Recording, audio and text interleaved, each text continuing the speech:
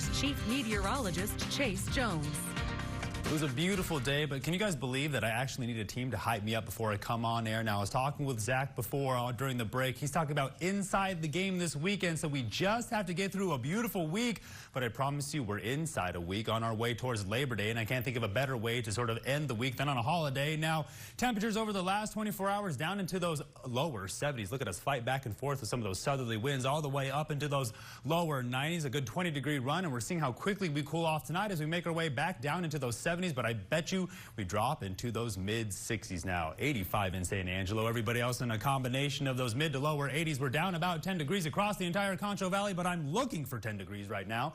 86 in Sterling City, 81 down there in Junction, looking like 5 degrees across the entire Concho Valley, but cooler weather is definitely on its way. Now, dew points are down there in those 50s and those 60s, while humidity indices are up there in those 30s, all the way up into those 50s. Now, over the weekend, I was talking with my meteorological consultant, Bella, and we were talking about some of the cooler weather that could make its way in. She was more concerned about her meetings and her makeup than really about the heat and humidity. That's how much she's pretty confident in that drier weather making its way in from the north. Now, we're on the tail end of a pretty large stationary boundary, and as we see the upper level pattern, we're going to hold on to this cooler weather for about a week, but by the beginning of September, with those days getting shorter, we're going to be in those lower 80s with overnight lows in those 60s. So if you ask me, that's pretty chilly when we're talking about football season. It's going to feel absolutely beautiful out there, but off the west coast, even more cold weather is on its way. Again, with those days getting shorter now, water vapor imagery showing you a ginormous stationary boundary on its way out. But the high pressure circulating over across the entire state of Texas is starting to show us some of that instability working its way in off the west coast. Look at the size of that dry air. Monsoon season going strong across Arizona. They even saw